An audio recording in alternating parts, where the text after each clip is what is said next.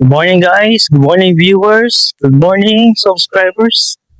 Ay, alas 12 pasado na pala. So, good afternoon to all of you. Viewers, subscribers. How's your day going? Yun. Salamat po sa inyong suporta sa pagtangkilik sa aking kunting channel. And wala naman, just an ordinary Monday. Ordinary Monday kasi, ano na lang, just like Mondays. Your Mondays. Yeah. Papalapit na ng papalapit. Christmas. Yan. Dito tayo ulit guys sa Magallanes Village. Yan, talagang magandang ano eh. Saan ito? Magandang lugar na pinagja-jogging ng mga gustong mag-exercise. And yan. How's your day going, guys? How's your December? How's your December so far? Done. Lots of challenges, lots of obstacles. Well, ganun talaga ang buhay. Life of the breadwinner. Yun. Just always thankful lang. Always be thankful. Kahit paano nasusurvive, nalalapasan yung pagsubok na dumadaan sa aming buhay. Just stick together. Stick together to your family.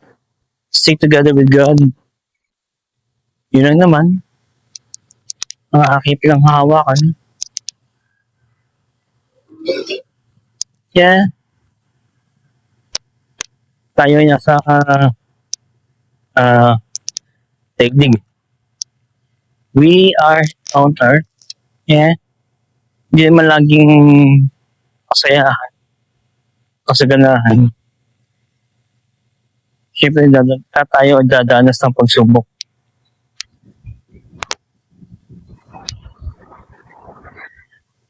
As long as you keep praying to God, you accept Jesus as your Savior, accept Jesus as your Lord and Savior, you know, hindi tayo matalo. Despite of we hit the rock bottom, at doon, asara tumitibay yung ating pananalig, pananampalataya. Kahit na inabot tayo ng hindi magandang mga pangyayari, always trust Him, Lord, our Lord. Always trust our Lord. Yun lang po. Trust lang tayo sa Panginoon. Kasi alam niya yung mga mangyayari sa atin. Huwag tayong mauna. Huwag natin paunaan ng kanyang kagustuhan. Yun. Huwag tayo magtatampo. Huwag tayo magtataka. Just keep praying nga, guys. Yeah, just like I said before. Yeah. Kaya hindi binibigay sa atin yung ating pinaglalas kasi alam na ni Lord na hindi maganda yun. So, try. Kung ipagkalab natin, pagkalab sa atin, just to,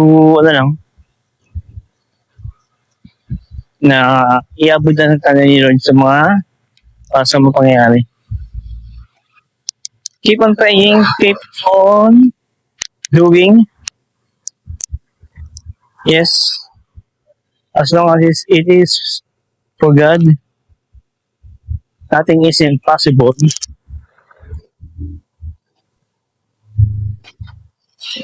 Yun. Magallanes Village. Actually, ngayon nga lang ako dito. Medyo nagagawi. Unlike in the past years, wala lang. Although, gumagawa ako ito, pero hanggang doon lang ako sa Paseo, dyan sa may business centers, business center ng Magallanes. Hindi ako pwede guys, mag-recording kasi ang daming sasakyan doon na naka-park. Siyempre, makukuha ko yung mga plate number. So, iwasan lang tayo sa complaint. No, yun naman. Ordinary day. Yun, marami tayong nagawin sa bahay.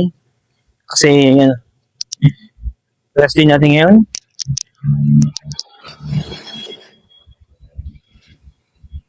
Tapos, hanggang tanghali bukas din. Pasok ulit ng kinagabihan. And, ayun. Everything is in good condition, guys. Everything is in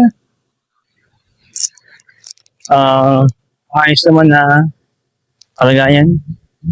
Yeah, good condition. Everything is good. Just keep on praying lang na maayos, maghiwasay ang bawat akon na ating gagawin. All came out to the prayers naman. Kahit na yung mga bumabagabag sa atin na hindi natin maintindihan, just say a prayer. Mawawala din yan. Ibang presence ni Lord.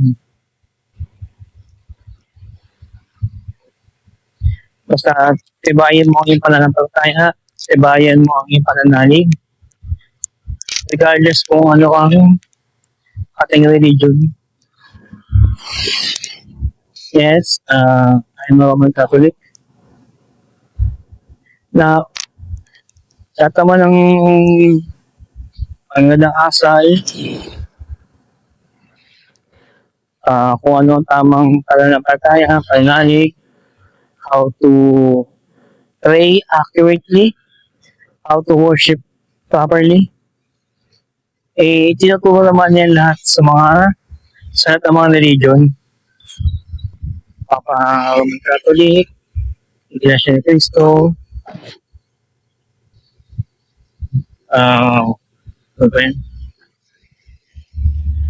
Jesus Lord,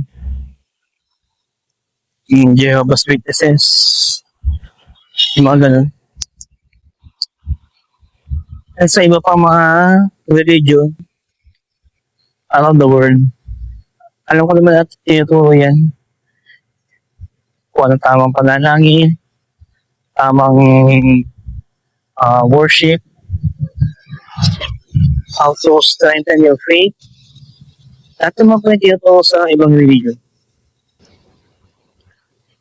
Lahat ng religion, syempre, lahat, Catholic tayo. Kung anong tinuturo sa ating Catholic, yun ang ating gagawin.